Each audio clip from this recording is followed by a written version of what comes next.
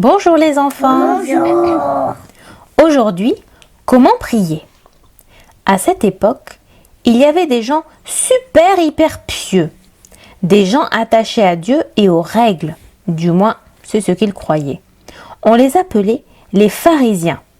Tous les jours, ils se plantaient là, au milieu de la rue, et priaient tout fort, d'une voix hyper pieuse. En fait, ils crânaient plus qu'ils ne priaient. Ils employaient des mots rares, si compliqués que personne n'en comprenait le sens. Les passants s'arrêtaient et les fixaient du regard, ce qui peut sembler impoli, mais c'est exactement ce que les gens hyper pieux recherchaient. Ils voulaient que tout le monde dise « Regardez-les, ils sont si pieux, Dieu doit plus aimer ces gens-là. » Pourtant, toi et moi, on sait qu'ils avaient tort. Dieu n'aime pas que les gens hyper pieux. Mais les passants n'en étaient pas certains. Peut-être qu'il fallait être vraiment intelligent, bon ou important pour que Dieu t'aime. Peut-être qu'il fallait savoir beaucoup de mots rares et compliqués pour parler à Dieu. C'est pour cela qu'un jour, Jésus enseigna aux gens comment prier. Il expliqua: quand tu pries, ne prie pas comme ces gens hyper pieux. Ils pensent que s'ils disent beaucoup de mots, Dieu va les écouter.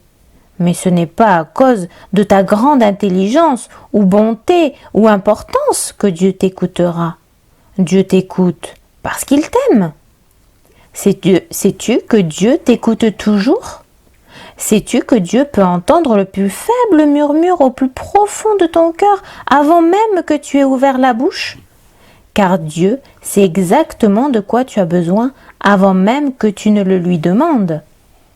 Vois-tu, Dieu n'attend qu'une seule chose, c'est de te donner tout ce dont tu as besoin.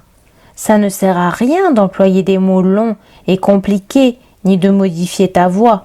Tu n'as qu'à parler, c'est tout. Alors quand tu pries, prie d'une voix normale, comme quand tu parles à quelqu'un que tu aimes beaucoup. Prie comme cela, dit Jésus. Bonjour papa, je veux te connaître et être proche de toi. S'il te plaît, montre-moi comment faire. Répare tout ce qui ne va pas dans ce monde et aussi tout ce qui ne va pas dans mon cœur. Fais ce qu'il y a de mieux, comme tu le fais au ciel. Et s'il te plaît, fais-le aussi ici-bas. S'il te plaît, donne-moi tout ce dont j'ai besoin aujourd'hui. Pardonne-moi d'avoir fait du mal, de t'avoir blessé. Pardonne-moi, tout comme je pardonne aux autres lorsqu'ils me font du mal. Viens à mon secours, j'ai besoin de toi. Je ne veux plus fuir ou me cacher constamment loin de toi. Protège-moi de mes ennemis. Tu es fort, Dieu. Tu peux faire tout ce que tu veux. C'est toi qui commandes. Maintenant, pour toujours et à jamais, je te trouve super. Amen. Oui, je le pense vraiment. Tu vois, Jésus montrait aux gens que Dieu les aimerait toujours, d'un amour qui ne s'arrêterait pas, n'abandonne jamais, ne peut être cassé, dure encore et toujours.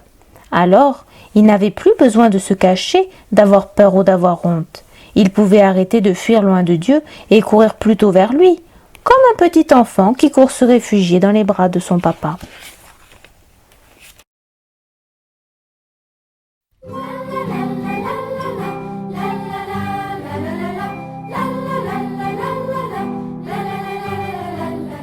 Un jour Jésus prit un enfant, un tout petit enfant, qu'il mit au milieu des plus grands, puis il dit: écoutez ceci.